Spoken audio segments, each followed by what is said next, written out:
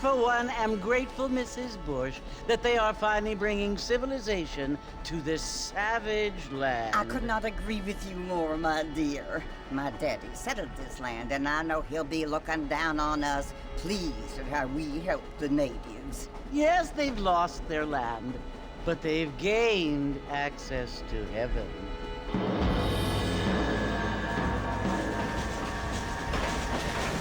But Father, do you mean unless an innocent receives communion, they're destined to go to hell? That hardly seems fair.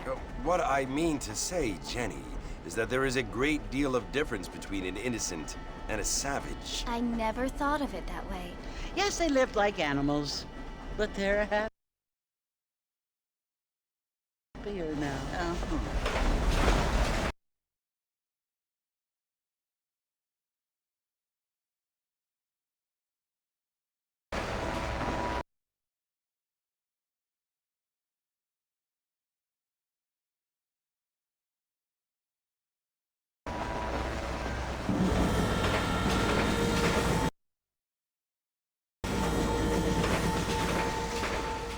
Not only do people now have motor cars, Father, but I heard that pretty soon we will be able to fly. No, only angels can fly, Jenny. No, apparently people can fly. Didn't you hear? Out in Kansas, a man even got a car to fly. I hardly think so, Jenny.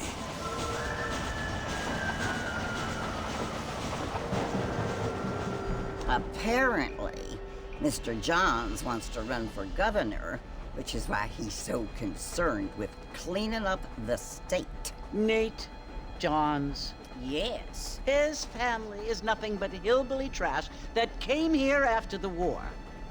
I don't want to be judgmental, but this state should not be ruled by such a disgusting family. A family without class. Apparently. The Johns family have made a lot of money, and he has a lot of friends in politics. Mrs. Bush, money isn't everything. There are many things that money cannot buy. It seems that money can buy voters, though.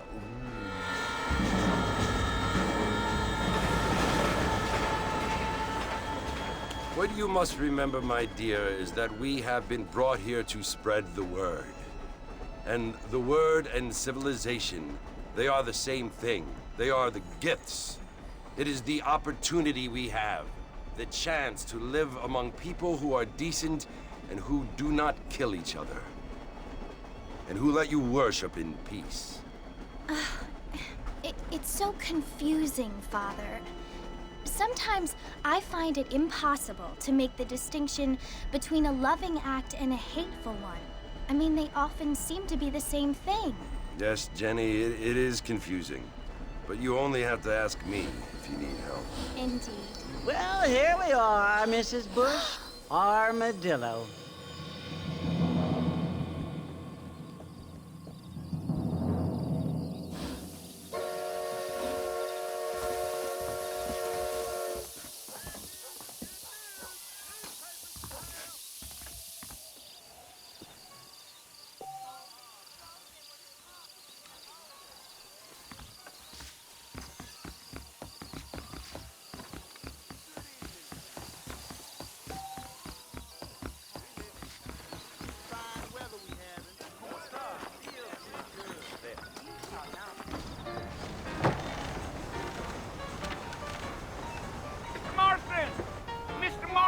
Over here!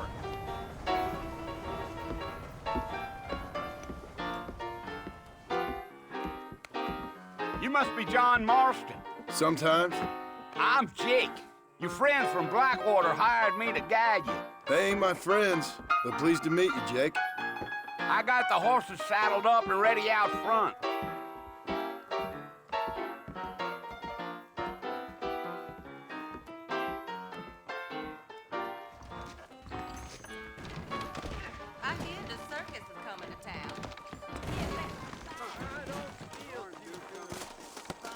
You ain't gonna find 30 horses of these in all of New Office. Easy on the spurs now. We don't need to draw undue attention. Oh, no.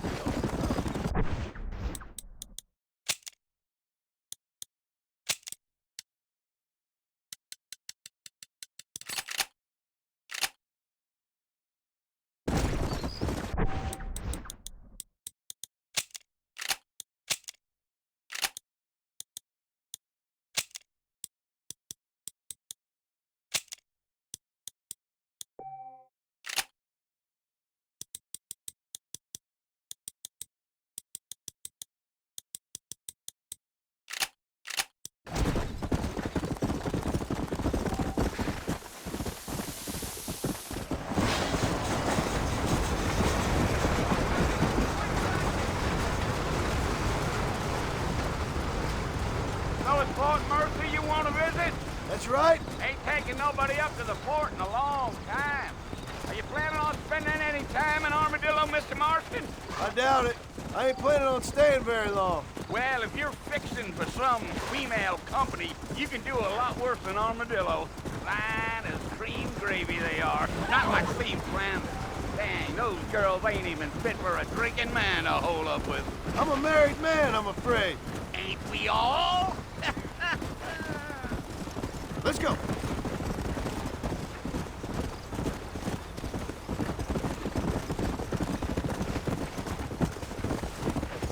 Yeah. Oh, it was the marshal who hired me. Lee Johnson, do you know him? I think I heard his name. Says he got a telegram from some Blackwater big bugs asking for a guy. Come on. Mr. Marston. We'll never make it to Fort Mercer at this pace.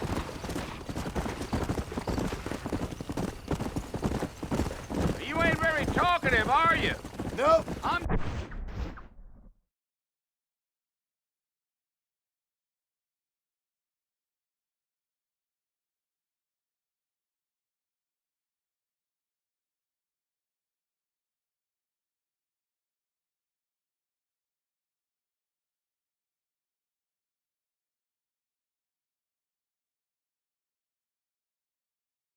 Just chewing the dog, mister. It's how I am.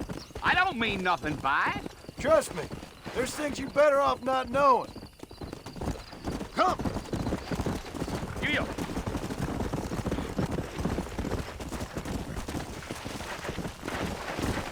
You don't look much like no Blackwater fella. That's because I ain't. If I'm being honest, I don't care much for those highfalutin big city types. Not much at all. Blackwater ain't much of a city. More of a town with delusions, but no, me neither. Yeah, yeah. Let's go. A fella told me he was out in Blackwater a few months back and stole one of them newfangled carriages without horses. Is that so? And you wind them up like a clock. Damnedest thing ye ever saw without the aid of liquor, he told me. Times are changing fast. That's for sure. Come on.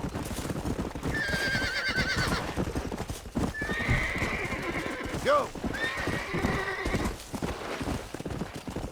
So who's this friend you're looking for? Nobody you need to concern yourself with. Never you mind all my questions, Mr. Marston. I just reckon you might be barking out a knot heading for the fort. We'll see when we get there. Well, I sure as hell ain't sticking around. Fort Mercer ain't no place for an old man like me to be a dawdling around. Damn coyotes! What a waste of good meat. Not far now. You'll see the fort when you get to the top of this hill.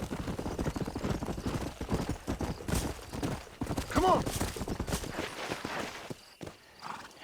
Listen, mister. This here is what's left of Fort Mercer. Some gang rode in and took the place over. So I understand. This is where we part ways, friend. You have yourself a good time.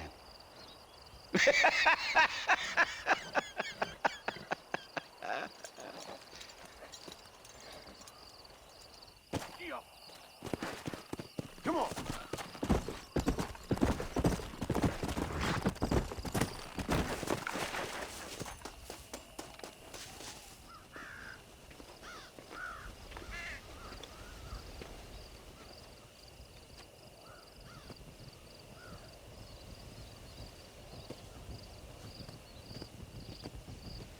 Bill!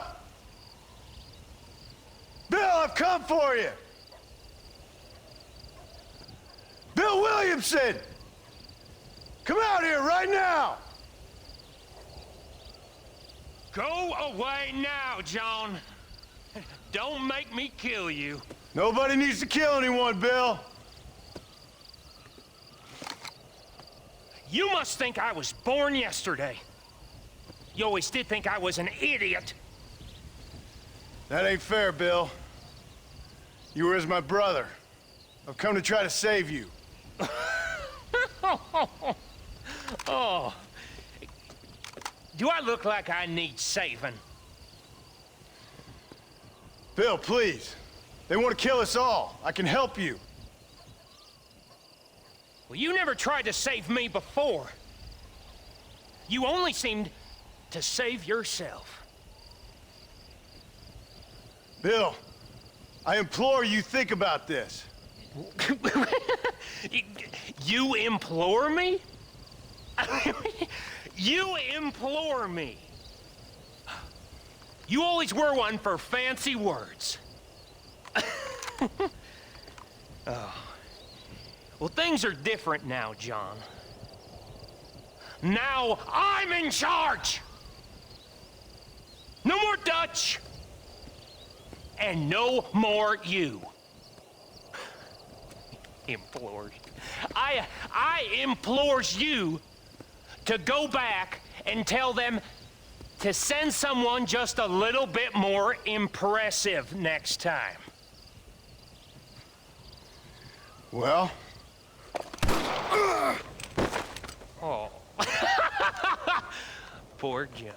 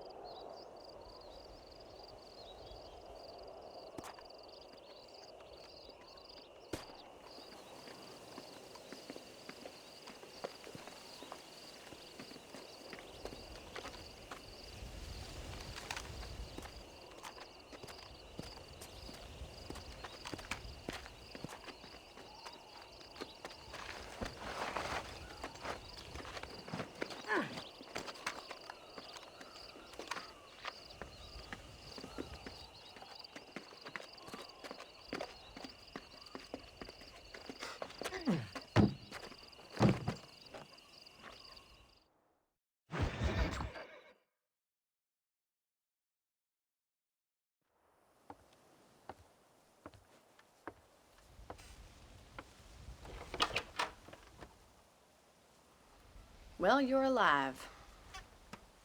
So it would seem. So, how do you feel?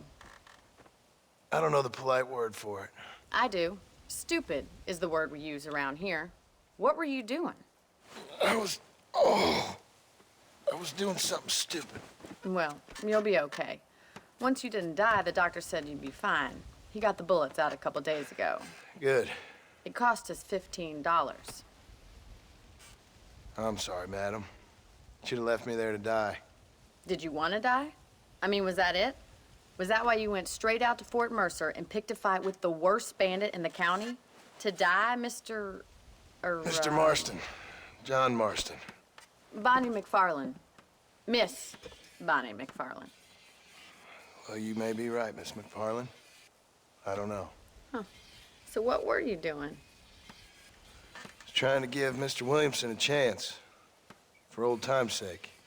You know Bill Williamson? Knew him. Long time ago. Well, what was he like? Dumb. Just like you. Thank you, miss. See my hat? I have. And, what will you do now?